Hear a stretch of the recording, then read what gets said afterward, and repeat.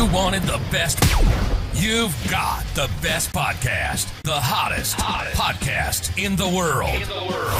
The Chris Voss Show, the preeminent podcast with guests so smart you may experience serious brain bleed. The CEOs, authors, thought leaders, visionaries, and motivators. Get ready. Strap yourself in. Keep your hands, arms, and legs inside the vehicle at all times, because you're about to go on a monster education roller coaster with your brain. Now, here's your host, Chris Voss. Hi, folks. It's Voss here from the ChrisVossShow.com. The ChrisVossShow.com. Somehow we lost the opera singer. Let's give her another shot at that. .com. There you go. We, sometimes it's a little earlier for her in the morning, and we have to call her in and say, "Hey, we need you to do the show, eh?" And she's like, "I'm still having my coffee, eh?" And I don't know why I'm making her sound like she's Canadian, because maybe she's not. What do you know? You may never know, but that's the beauty of the Chris Voss Show. Welcome to the show, my family and friends. We certainly appreciate you guys coming by. Thanks for tuning in. As always, refer the show to your family, friends, and relatives, because we couldn't do it without you. The show grows and doubles and triples about every year now. It's pretty insane at the growth level it's at, but it's because of you people, you folks out there who help refer the show to your family, friends, and relatives. So to those of you who've done it, thank you very much. To those who have not and been delaying it and procrastinating it, please do call up a friend or reach out to them and say, you need to be smarter, because I've seen you lately, and you need to subscribe to the Chris Voss Show. No, don't say it that way. That's not an appropriate way to do it. Don't do that. This is why I'm not a coach, people, to help people to refer podcasting to other people. As always, we enlighten your world, we brighten your mind, we make you more intelligent. We bring on the smartest people for 15 years, the billionaires, the astronauts, the White House advisors, the Pulitzer Prize winners, the authors, all these brilliant minds, and then little old me. We come on the show and bring it to you 3 to 4 times a weekday, 15 to 20 times a week.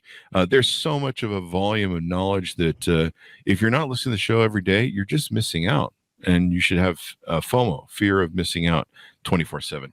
We had an amazing young lady on the show today, and she is Alara Sage.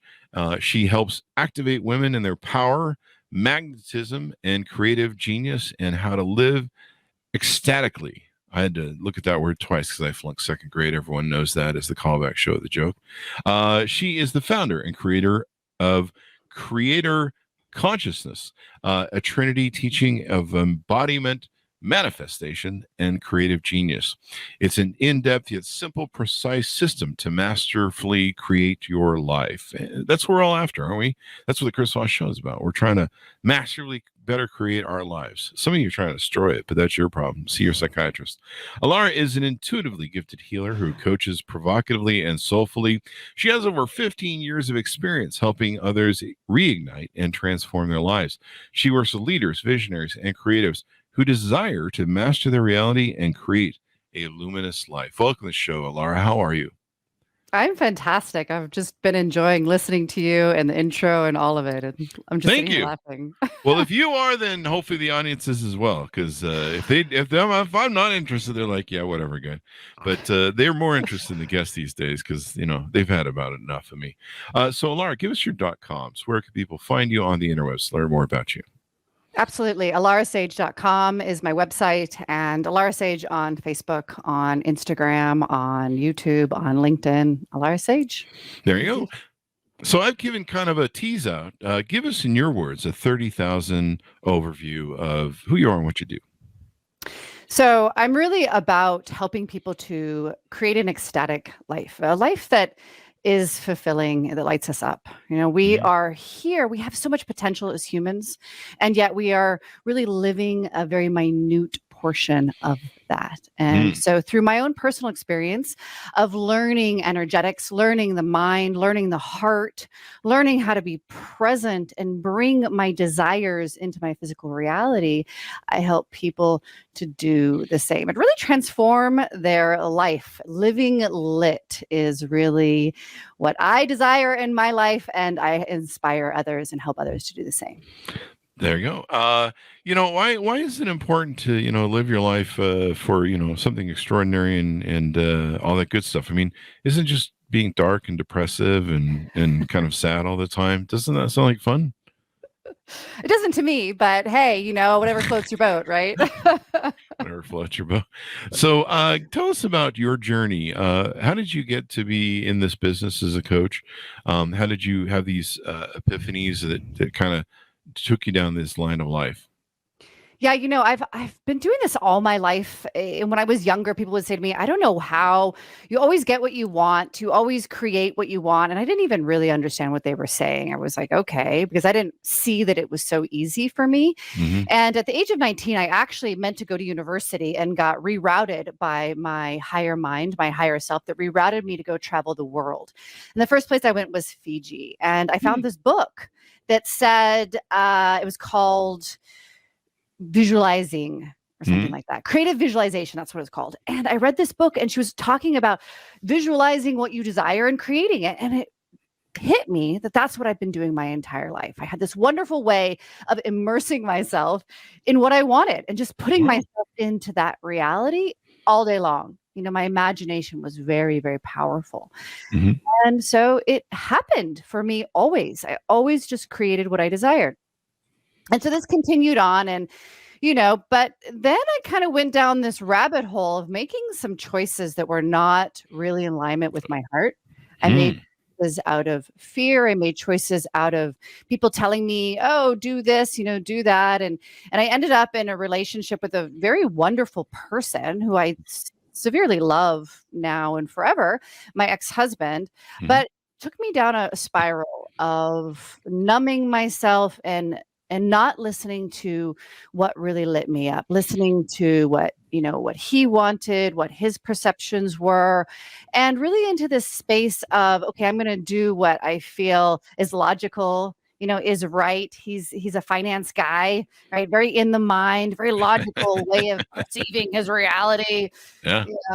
And it came to in 2012, 2013, I don't know. I always the year always changes somewhere around that time. I was working on horses. I was a physical therapist for horses. I did body work on horses, on athletes, elite beings. And I was driving my car and I was going to work on these horses. And my higher self said, Om 3 times. And at the time, I didn't practice oming. I knew what it was, but I didn't do it myself. And I was like, okay, sure. And so I took a nice deep breath. Om. And I did that 3 times. At the end of the 3rd time, an energy shot through my body, went out my head, and I went into full body orgasm. Now, Chris, wow, I had never had a full body orgasm. No, had you? I mean, I have to ask this because had you had an orgasm before, or was this the first full body orgasm? And if so, we need to know what's the difference between an orgasm and a full body. I'm inquiring minds want to know because absolutely. Sounds so great. Had I been orgasmic, yeah, okay. Orgasm in sex to me had been rather challenging. I had to really concentrate. Everything had to be just so, and then I would hit it. And it was, what's called localized or genitalia orgasm, where it's just in the sexual organs. So full body, the feeling that you have in your genitals goes through your entire body. Yeah. Yeah. Yeah. So that's where you're shaking and palpitating and oh my God. Cold sweats and all that stuff. It's just pure bliss, you know. So I pulled the car over. Right now, people are writing this down. We should do this sometime. Yes. And, and it lasted for, I don't know how long. It seemed to last forever, but I don't know how long it lasted. And when it ended, when the visceral, physical sensations ended, I was on cloud 9. I was in such a state of bliss. And long story short, what had happened to me is I had a spontaneous Kundalini awakening. Some people may have heard of Kundalini. It's our inner energy. It's our inner fire. It's inner healing. I had never heard of it. I didn't even know what happened to me in the moment. But what it showed me was what was possible and what I was currently living at. Yeah, I see why you left your husband. That's a joke. But no, it's it's interesting. Some people have this awakening, and it's interesting how connected or unconnected sometimes women are to themselves. I've sometimes people can't connect their body to their mind to a release that's highly pleasurable, and so you you go through this experience, and it is what happens from there. Do you say to yourself, I'm going a different path with my life? Yep. I mean, actually what happened was I had 6 months of chaos where what happens when the Kundalini awakens is it unearths all of the suppressed emotion. I had, considered myself emotionally stable, Mhm. and I was actually just emotionally suppressed. Ah. And I was very numb. Mm-hmm. Yeah, and you this was your breakout, your feeling and stuff. I've seen some people cry when they have that moment. Like they'll weep. You're like, are you okay? Are you hurt? Are you okay? And they'll cry a lot. It's kind of it's a moment where they cross the threshold and they're like, I didn't know I could ever feel that way. And it's really something. And so you feel like this is your breakthrough, that you help other women go through, where they really try and feel fulfilled in themselves, and they try and find their femininity or what their core version of themselves are. I know you have a line here in your bio that you don't you're not like promoting feminism per se. Are we promoting femininity, its core and its beauty? That's my question. Yeah, absolutely. The feminine hasn't really been on our planet for a very long time in her power. And so when women are in their power, they're embodied in their womb, they're embodied in their pussy, and they are extravagant, they are luminous, and they are very, very powerful while simultaneously being very tender. Wisdom is held in the body. Wisdom is not in our mind. And we have created a society that is largely up in our heads. Knowledge, is knowledge power? Yes and no. Because you can have a lot of knowledge and you can do nothing with it. You can have a lot of knowledge and not be in the present moment. And in the present moment is where that wisdom is. And wisdom surpasses what you have programmed your mind, both positively and negatively. Right? Our minds are like computers. They get programmed with past experiences. They get programmed with what we feed it. And wisdom surpasses all of that. It is innate intelligence, and that exists in our body. And women are the bearers of that wisdom, the feminine, I should say, because men have feminine energy as well. We all hold feminine and masculine energies. So we all hold the ability for wisdom, but we have to really learn how to be fully present in our bodies to activate that wisdom. And I think women in the feminine, they have an experience with their body that's very different than men. We're normally very logical and reasoning, and that's the beauty of the masculine and the feminine, is their complements to each other. And although I know some guys that are in their feminine just a little too much, but that's their problem. I'm just being or vice versa. Or vice versa. Yeah, I've seen that in the dating field lately, where you're just like, hey, I'm not going to arm wrestle you on the first date. Like, calm down. And you might want to, back off the testosterone roids, the TRT. I'm just kidding, folks. No, I'm not actually.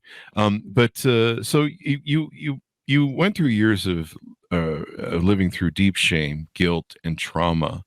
Tell us about some of this. Was trauma leading? We found over the show that trauma is one of those things that people experience that changes their brain and kind of can affect their whole pathways in life.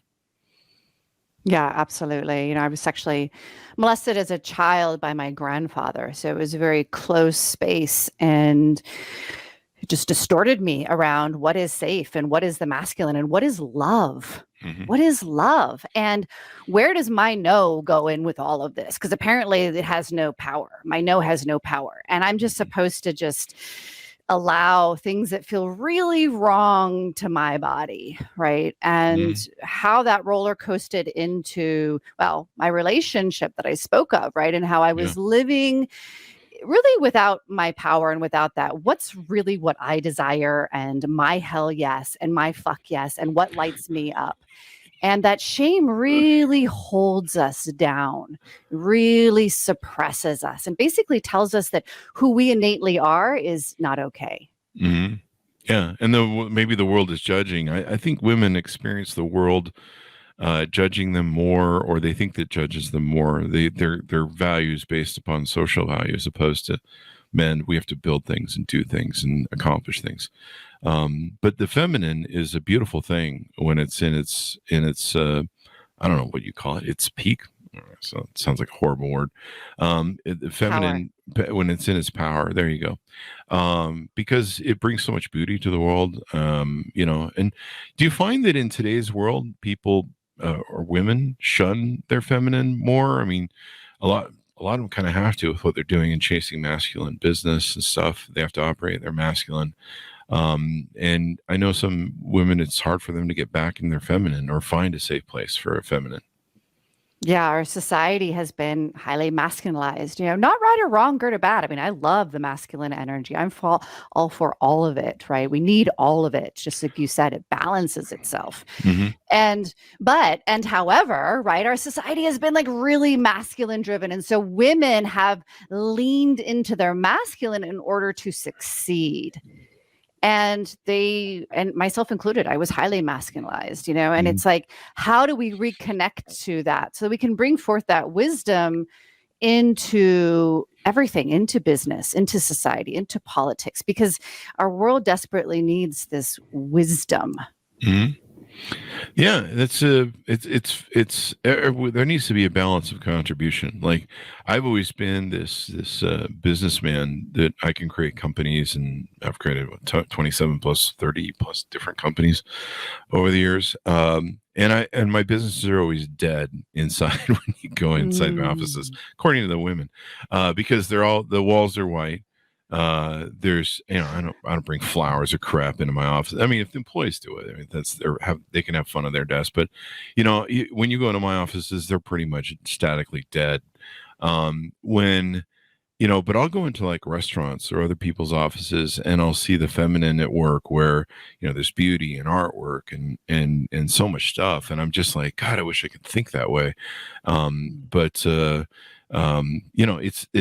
the beauty of the feminine spirit, and it brings so much beauty in this world. Otherwise it'd just be like, I don't know, we'd all be IBM men wearing black suits and black ties, same color, which is what we kind of were in the 50s. So what are some ways that you help women break through to have that magnetism, that creative genius and power, to live with that power and ecstatically, as you put it? How do you help women transcend that? I absolutely help women to reconnect to their bodies and that wisdom, that intuition that women are known for, right? A woman's gut instinct, reconnect to that and learn how to trust it and learn how to follow it. Because a lot of times people they confuse emotions with intuition, and intuition is not emotional. And so people follow their emotions and they're like, see, my intuition led me astray. They're not the same thing. And so I help women to really clearly define, what is my intuition? How do I follow that? And at the same time, apply my mind. How do I apply both the feminine and the masculine to create my reality? And that starts with really being fully present in the body. So I have very clear and precise techniques like breathing and expression and movement to be in the body. Mm-hmm. Yeah, women are way more connected to themselves and their body than we are. Like I've seen all the lotion women are, they're always taking care of their skin and their bodies and what they eat, and they put a whole lot more work into it than we do as men. I just wake up in the morning and I'm naturally this beautiful, and so George Clooney and Brad Pitt call me for tips, but a lot of women they're really more about how they feel about their bodies and everything. Me, like if I wake up in the morning and I'm bleeding out a orifice or something, and I'm just like, whatever, just to keep moving. Women are more about, if I'm missing a limb, I'm just like, it's just an arm, it's a flesh wound. So I just keep on moving. But women, they're more about feeling good in their body and their spirit and their emotions and just living in that way, which is the thing that makes them a great compliment to us. What you help people with manifestation or creation in the lives that they want to live. Tell us a little bit about that. Yeah, so manifestation is truly about, like what I spoke about when I was a little girl.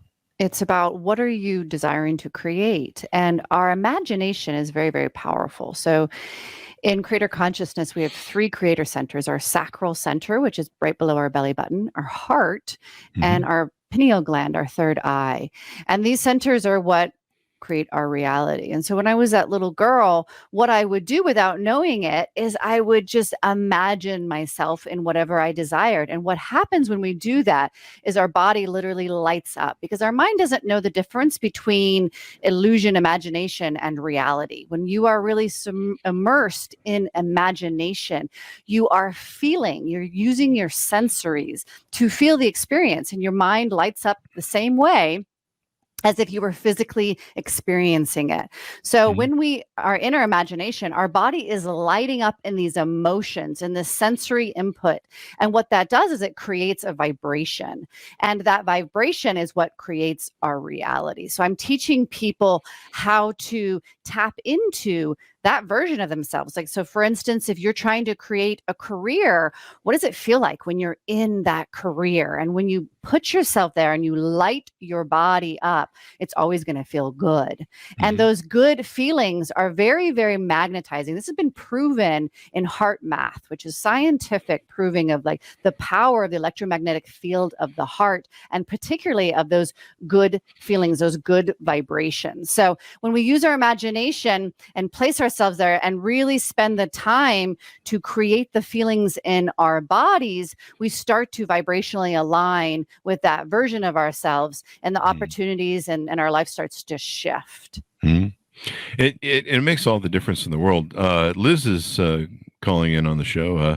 So great releasing what needs to go. I think that may have been in some of what we were talking earlier, but yeah, making those changes to move to the next level. When you're working with women in today's environment, what's the number one problem that you think they have? Is it trying to get them to get back into their feminine when they want to, do the feminine properties, be with their family, at home, et cetera, et cetera? No, it's definitely up in the mind. This is just people in general. And I completely agree with you, Chris, that yes, women are more aware of their bodies. That doesn't mean that they're embodied. Being aware of your body and giving yourself lotion and self-care is not embodiment. Embodiment is fully present with your awareness in your body. It means slowing the mind, reducing the constant blah, blah, blah that is always going on. And this is very powerful because our minds are extremely powerful. And yet most humans just have this scattered brain. And they're just scattering their energy all over their reality because they're thinking about this, and then they're thinking about this, and then they're over here, and they're worrying and they're stressed and they're anxious. And so what are they creating? They're creating stress and anxiety. So I really focus on learning how to get out of the mind. Let the mind happen, but how do we get into the bodies? And then trust. Self-trust is huge, because we have not been speaking about this in our society, about trusting our intuition, right? We've given so much power to science. Science is so important. We need science. And what happened to our intuition? What happened to our wisdom? What happened to our innate knowing that, again, goes beyond what we can prove, which is so important. It exists. Much more exists than what we could just prove. Yeah, learning to trust ourselves. The thing you're talking about, we've had like Olympic coaches on the show and other people that have talked about how the mind, when you envision and manifest things and you put forth the application of feelings to what you want to do, the mind can't discern between reality and just the fact that you're trying to make this up. And so if you don't do that, you're going to default, of course, like you said, the things where you doubt yourself and you've got that overthinking going on and that anxiety and that worry.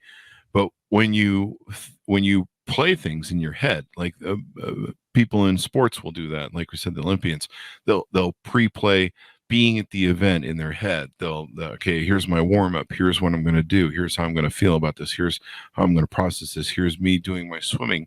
And that way, when they show up on the stage of their life, as it were, they're prepared, and their mind already goes, okay, we've been through this. We know how to do it. This is old hat.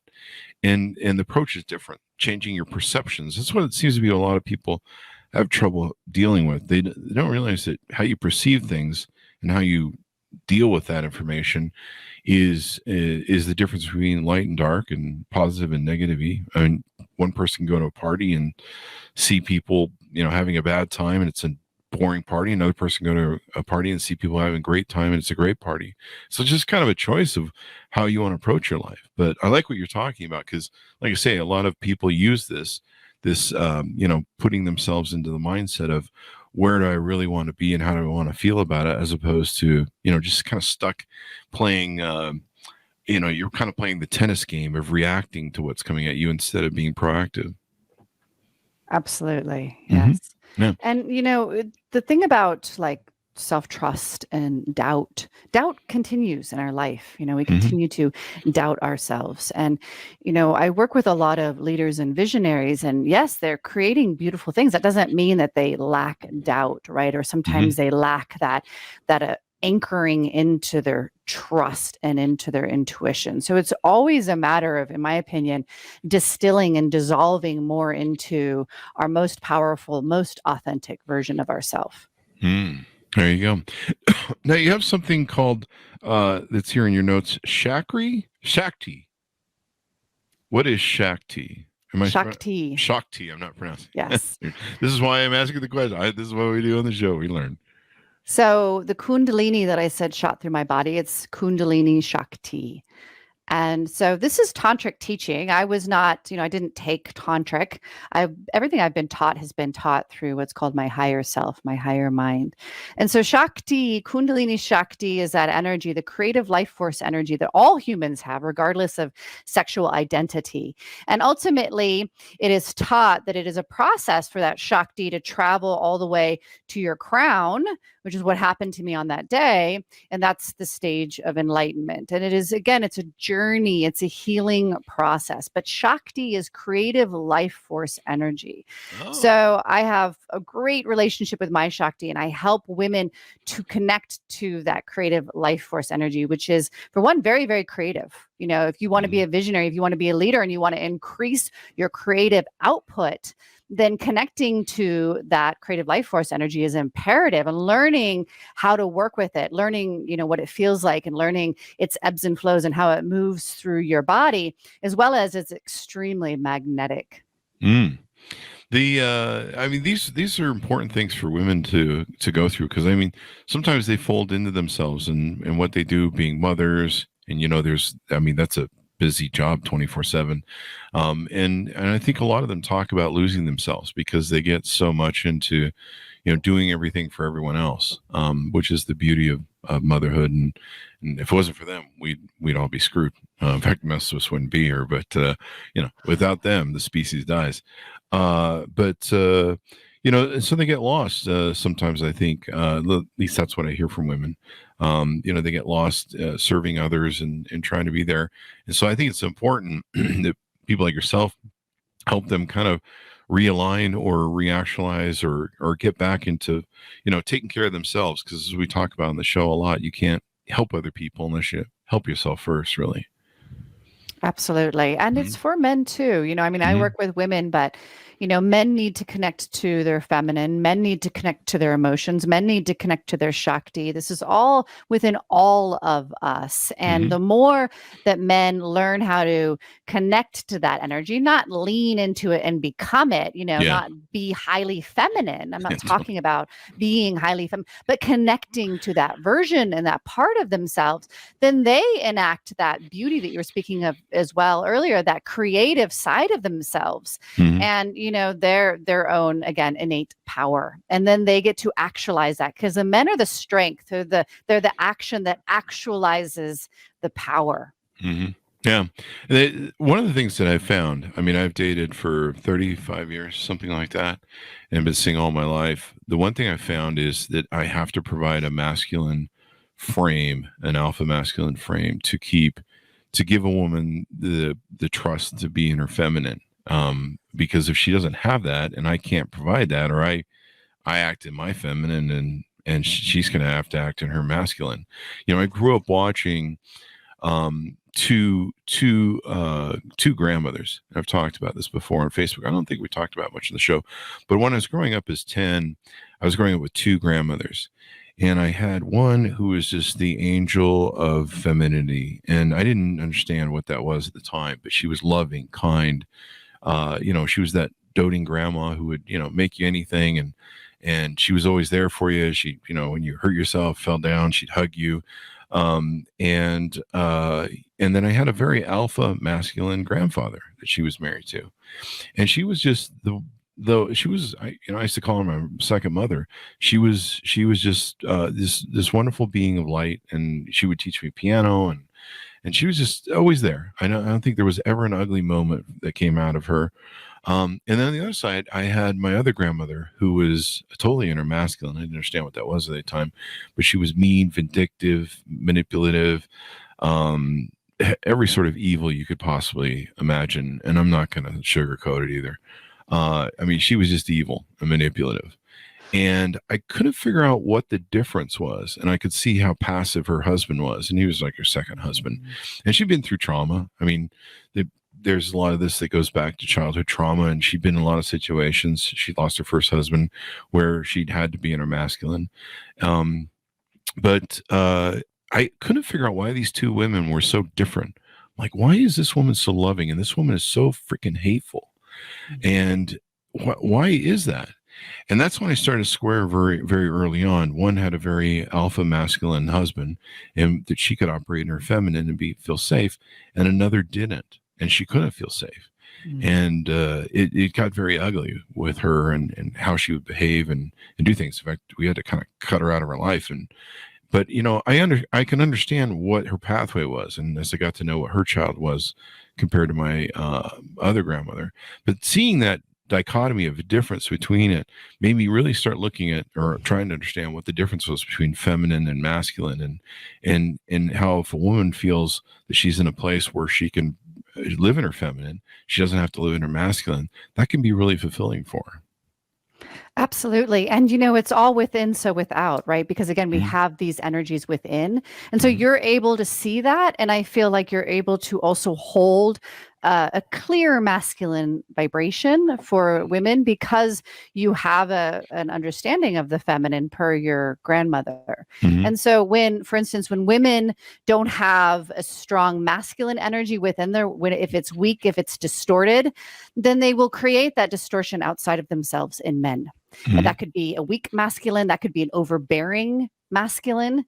And then they don't feel like they can really be in their feminine, and vice versa. Men will do the same. If they don't have a clear feminine energy within, they will create a toxic feminine without, and then they won't feel safe to be in their masculine. And so we create the distortions that we hold within our own inner feminine and inner masculine outside of ourselves in relationships, ultimately so we can see that. And ultimately, we can have awareness and be like, oh, look what I'm doing. Look what I'm creating. Let me shift that. However, most people don't have that level of awareness, and they think it's that person. But actually, we're the ones that are creating that version of that person in our life to have that reflection. Everything is a reflection. Yeah. And in fact, a lot of the overbearing masculine that I've seen, I'm going to put masculine in quotes there, is actually a man operating in his feminine. You guys who use violence or control, different things like that, that's emotional based. That's not masculinity. But sometimes it's deemed as such. Like people go, oh, he's being, toxic masculinity or whatever the hell it is. Which I think is a misnomer, because if you really study those people, they're operating in their feminine, they're making their decisions based on emotion. And so it's not a real masculine man. At least that's why it's not really a feminine either, because that would suggest that feminine is it's distorted in and of itself. Yeah. It's a distorted, maybe masculine and feminine. I think you're right. Yeah. I think that's a good clarification, because they're trying to mix the two, and it's just becoming a toxic stew. So that makes more sense. Yeah. It's basically a man acting insecure, but I don't find that masculine at all in any way, shape, or form. To me, there's a masculine alpha frame that provides protection and security and gives that envelope, that provider protection, sort of security. And when a woman has that, she'll curl up in a ball and she'll purr and experience what you do, and you give her ability to run and stuff, and that makes all the difference in the world. And of course, you make her happy, but she has to feel that way, because if she doesn't feel like you're the guy who can take anybody down that comes through the door, and you're protecting her, watching out for her, and then she feels safe, she's not going to be able to operate in her feminine. And so having that balance is really good. But I know a lot of women are single nowadays more than ever. There's been a rise of people running families with themselves. In fact, it's just growing evidently to 2030 where a lot of women will be single more than ever before.